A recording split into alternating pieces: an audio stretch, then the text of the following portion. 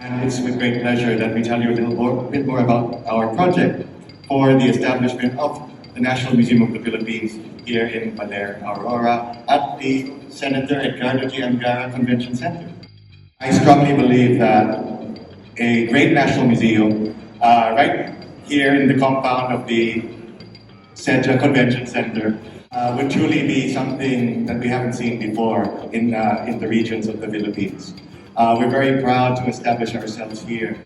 We were really delighted, immediately realizing the potential of combining our services through our museums together with this convention center and together becoming an irresistible destination for people in Baler, for people to come from all over the Philippines and even all over the world.